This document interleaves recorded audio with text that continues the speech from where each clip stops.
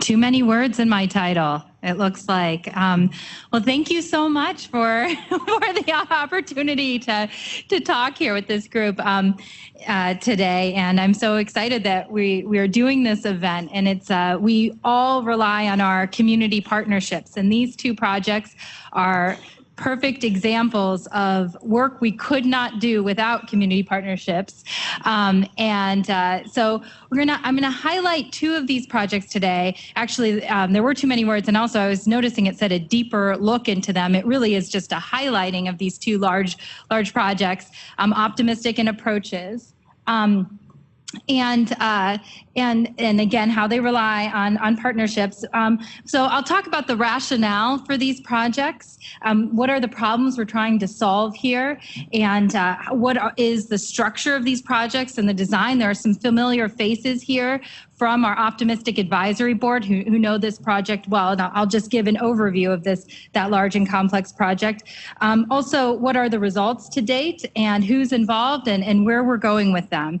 So we certainly love acronyms here, and these acronyms I love, and I think they're good ones because and they represent what the projects are about. So optimistic is optimizing patient transfers, impacting medical quality and improving symptoms, transforming institutional care.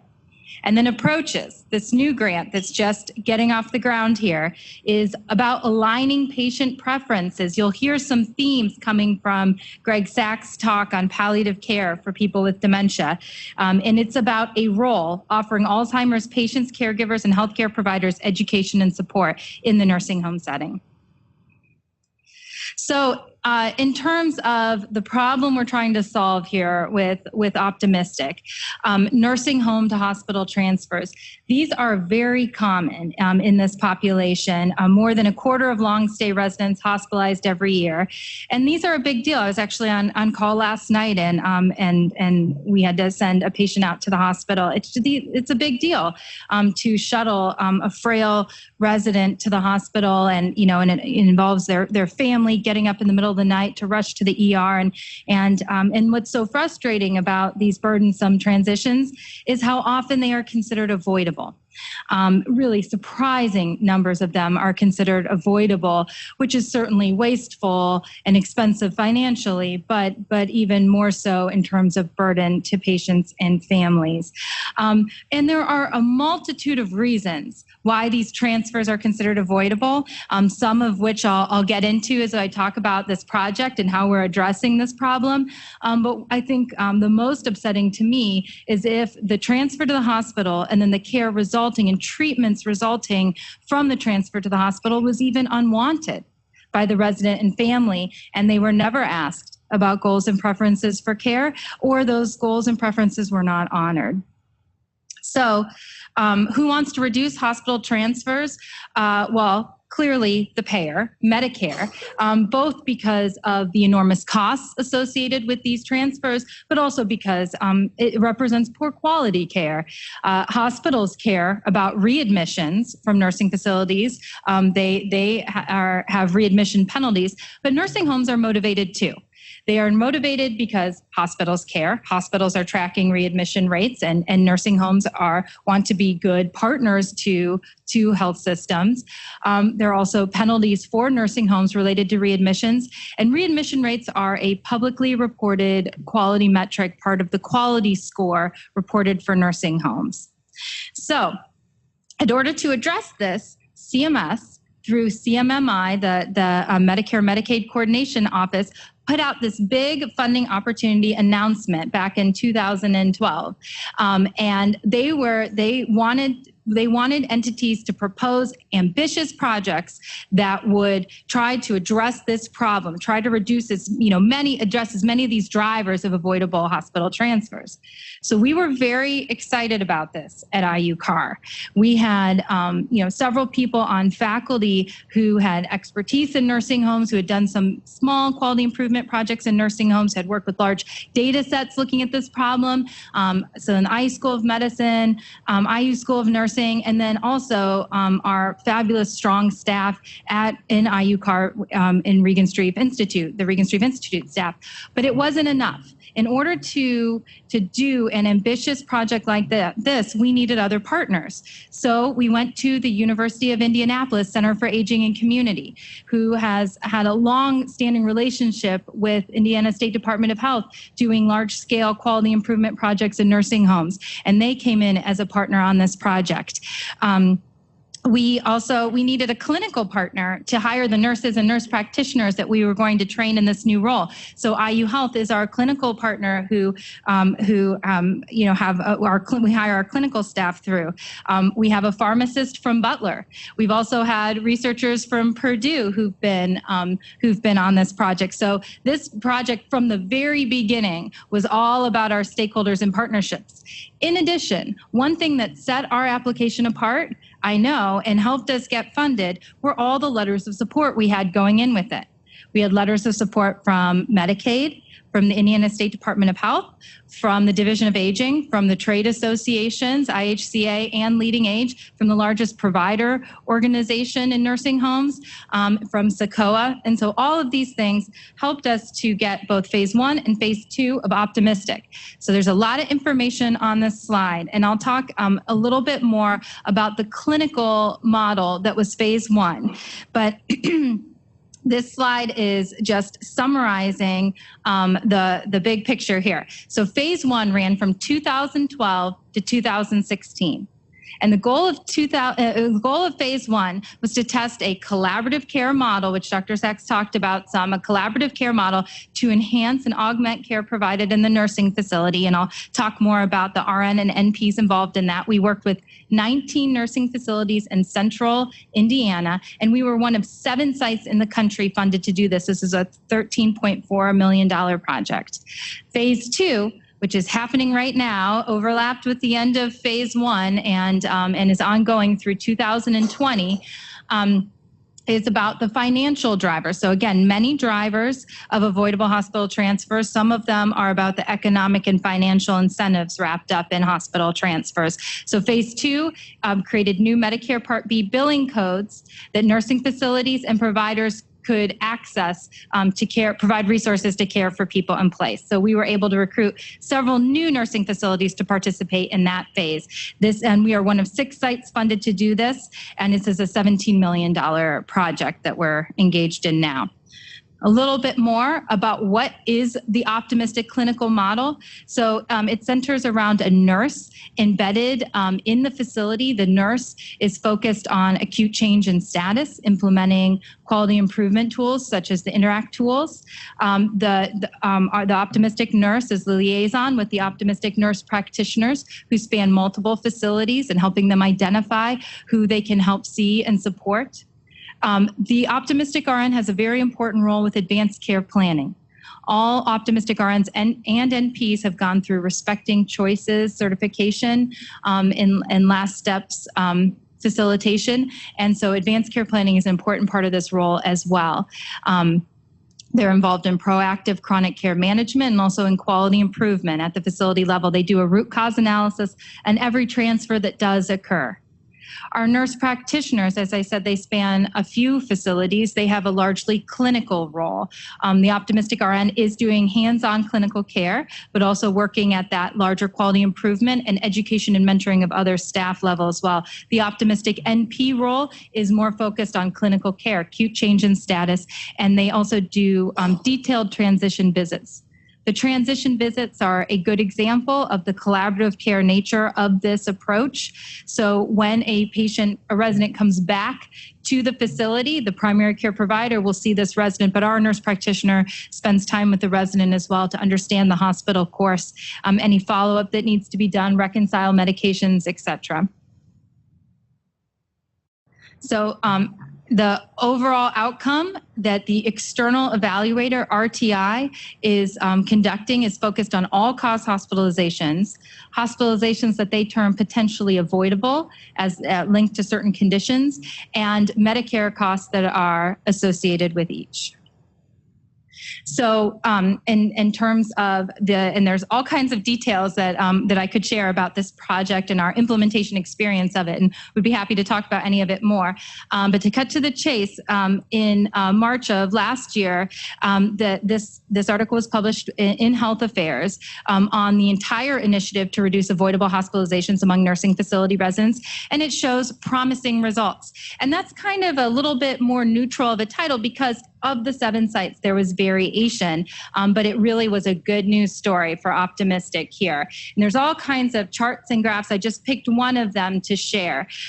But on this, you want your point to be on this side of the line, to be positive results, but then you don't want that confidence interval line to cross 0 there. And so Optimistic in Indiana and the Missouri programs clearly, and again, there's multiple of these that show this pattern, had the strongest results in the initiative. And what that equaled up to, or what the bottom line was, is that Optimistic facilities experienced a 25% reduction in all-cause hospitalizations and a nearly 40% reduction in potentially avoidable hospitalizations in 2015 compared to control group facilities in Indiana, which was tremendous. And it's not often we get to see big results like that in research studies, so it's been very exciting, and it was on the strength of that they were excited to move into this phase 2. But in addition to these numbers, the RTI, the external evaluator, also did some qualitative interviews and site visits trying to unpack what worked, like what were the aspects of the project that made it work. And they cited an interdisciplinary approach to reducing hospitalizations, and as well as our work with advanced care planning as real strengths of Optimistic in particular. And the sort of separation among the 7 sites, the ones that did perform more strongly, did have the person embedded in the facility doing more hands-on clinical care. Some of the other sites, their nurses or nurse practitioners are coaches. They are a step back from the patient. They're focused on supporting the nursing facility staff. But those of us who have asked our staff to be there at the bedside and work with patients and families alongside staff have had stronger results. And then projects with strong facility engagement, which they measured by calling the nursing facilities and talking with them, were more successful. This is not surprising, and we were happy, very happy to see all of that. I'll just do this one slide on phase 2. As I said, phase 2 is about new Medicare Part B billing codes that were created just for this initiative. So they've been completely vetted by Medicare and they exist, but only facilities and providers who are participating in this initiative are allowed to bill them. And if a long-stay resident in one of these facilities gets sick with any one of these 6 common conditions, then the nursing facility, and meets certain clinical criteria for a diagnosis of pneumonia, et cetera, then the nursing facility can bill Medicare an additional $218 a day on top of the Medicaid daily rate and any other allowable billable services for the care of this resident in-house.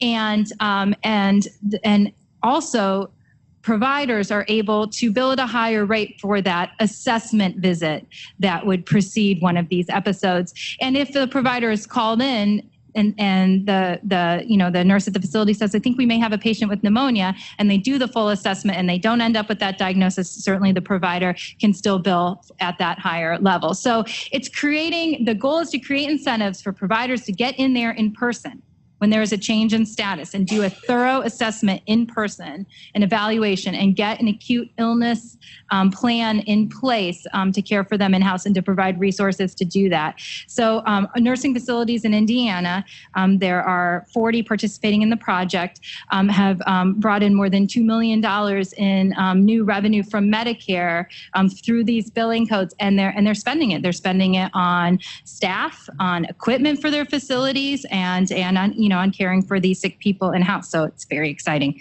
We've got a lot of time left on it.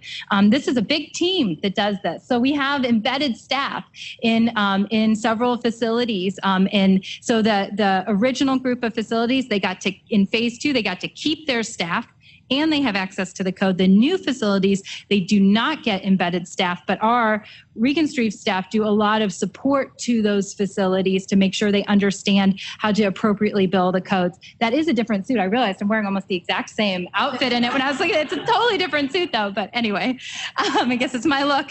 But yeah, you can see it takes a really big team to pull off a big project like this. And here's our map.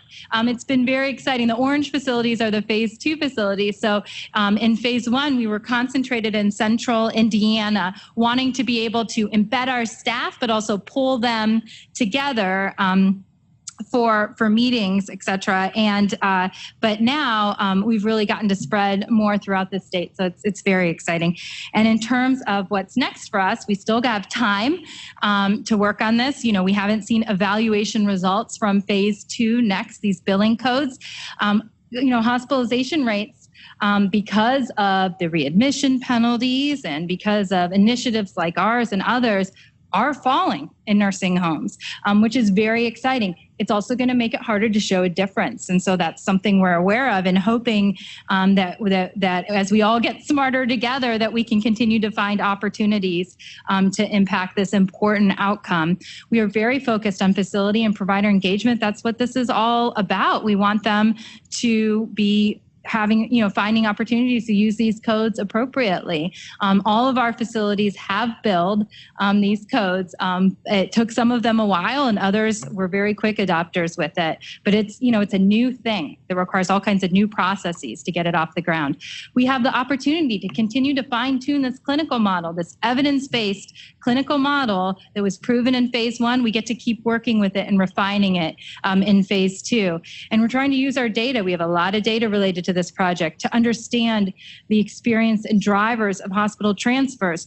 And we also want to use this time, this phase 2, to help define with our partners what should the best practice be in nursing homes for acutely ill residents. And this is a tremendous opportunity to have all these very defined, periods of time where this was the diagnosis, this was a treatment initiated, this is how the patient did, where we can dig in. So we have, this external evaluator looking across the country at all the different sites to do the big evaluation, but we have so much opportunity here locally to do research as well, to learn. And then dissemination plans. So again, we've got this evidence-based model, and we've been getting, phone calls for years now as we've published or spoken about Optimistic nationally from other groups who wanted, other nursing facilities or health systems. And they want Optimistic, and we want to say, yes, we want to give it to you. How can we make this happen? So we're working on developing operating infrastructure around dissemination. And the NIH, a grant I'm not going to talk about, but hopefully I'll get to talk about in the future, but that we have just applied for and hopefully will be funded this fall, is a small business grant from the NIH to take successful results from a demonstration project and to form an entity that can be used to disseminate it. And that's Care Revolution Incorporated. So right now is a business on a piece of paper, but hopefully with the help of this NIH small business grant, other funding, that we can take what we've learned and what we've done here and take it forward to new partners. So I'm going to switch gears then to approaches. Am I doing okay on time? Okay. That's, that will work. That will work fine. I get carried away with Optimistic, don't I? Okay. Approaches. Well, approaches is just getting started. And so I just wanted to introduce this. Approaches is about focusing on the population with dementia. Here, let me skip to. So advanced care planning. So basically what we are doing is we are pulling out part of the Optimistic RN role about advanced care planning, and we want to train someone in the nursing facility to do that part of the role. Advanced care planning was seen as a strength of Optimistic. We think it's particularly important for the population with dementia. for similar reasons that Greg Sachs talked about in the community setting, in the nursing facility setting. So the National Institute on Aging put out this special call for applications for Pragmatic Trials.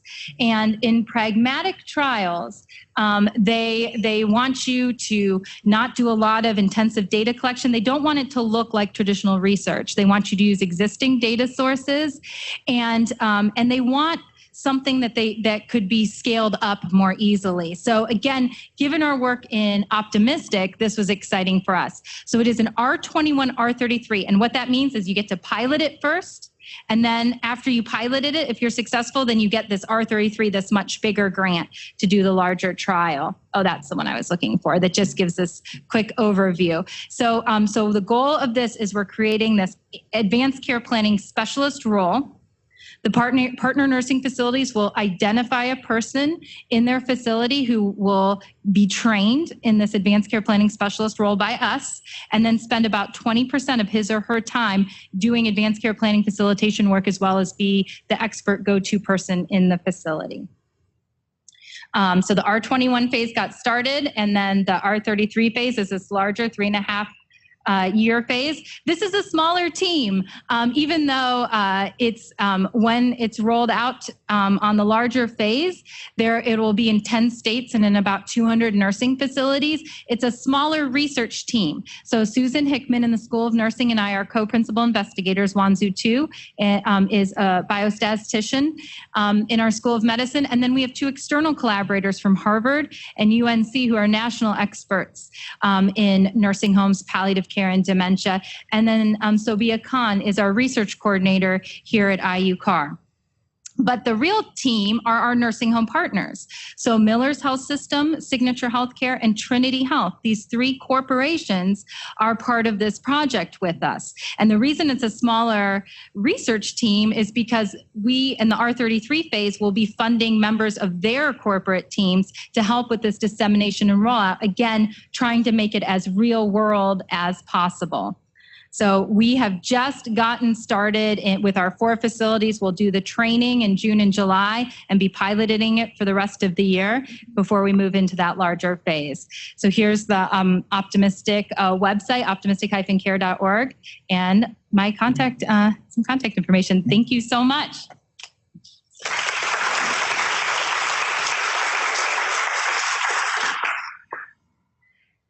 Any questions or comments?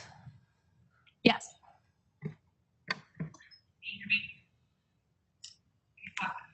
Okay. Hello. Yes. So as a part of the approaches program that you're discussing, education and support seems to be the key factor there. Yes.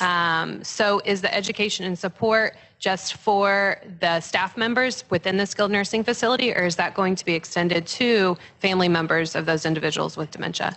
So our focus is on training someone in the facility to be specialized in this role.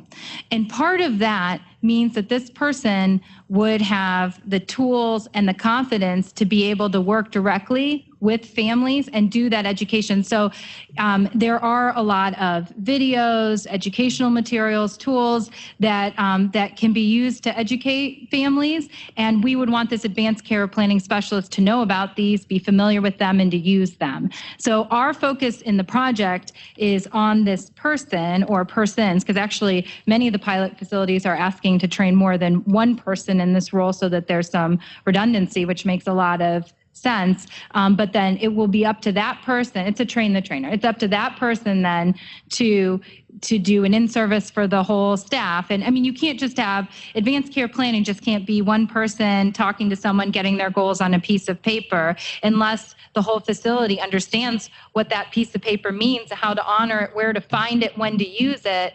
Then you're not going to be able to honor and follow through with patient preferences. So our focus in the project is on the individual, but part of that person's job then will be to be the expert and the teacher.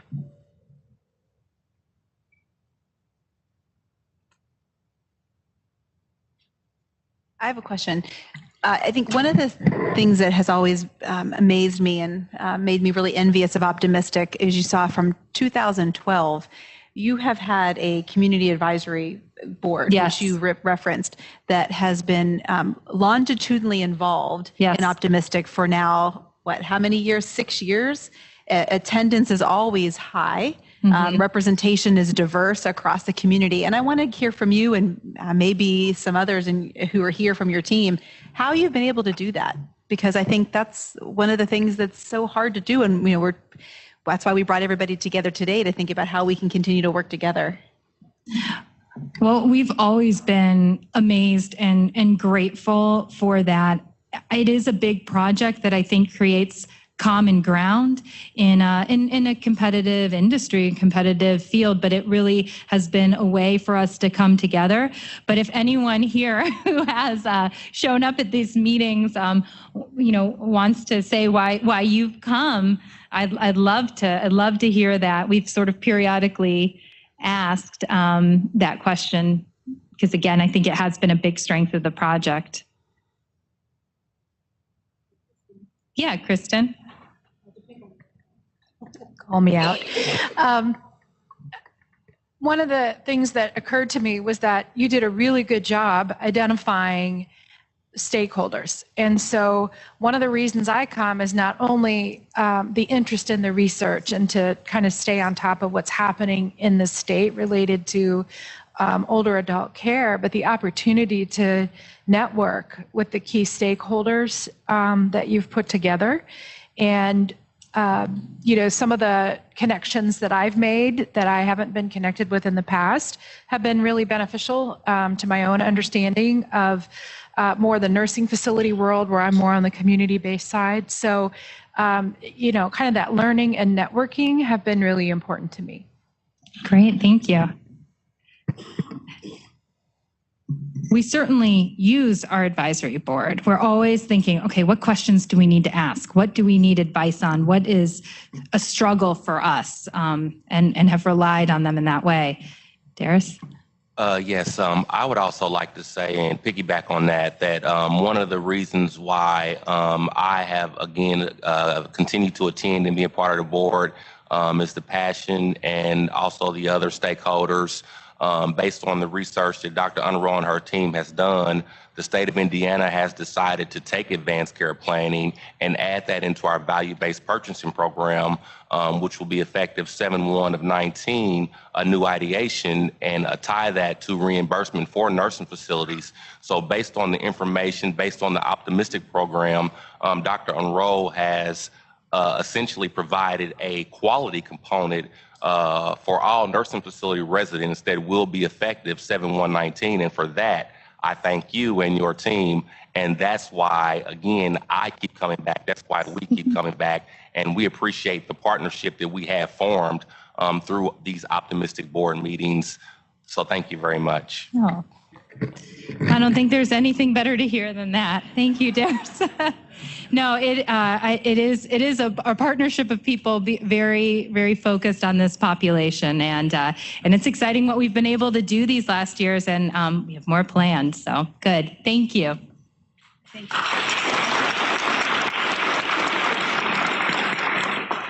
Well, as we wrap up, and I think my goal was actually to get everybody out a little bit earlier than you anticipated, because that's a nice surprise. I wanted to thank you again for coming. We hope that you found this valuable. I know that I've loved listening to sometimes even things that I don't even know my colleagues are doing. And I hope that this is the beginning of a discussion and of a dialogue that's bi-directional. And then maybe when we have this again in 6 months or 12 months, the speakers will be you, and we'll be talking about how we've thought about projects that we could work on together. I would say on your tables, I would ask, there is an evaluation. We would not be good researchers if we didn't evaluate everything we did. So we're asking for your feedback, honest feedback. This is the first time we've done this. How can we make it more valuable to you and to other stakeholders? And if you just want to put them down on your tables and face down. And if you don't want to do it on paper, we'll also send you a link as well. But thank you. And I want to actually to sort of give everybody one last hand. Thank you for coming, and thank you for all the speakers.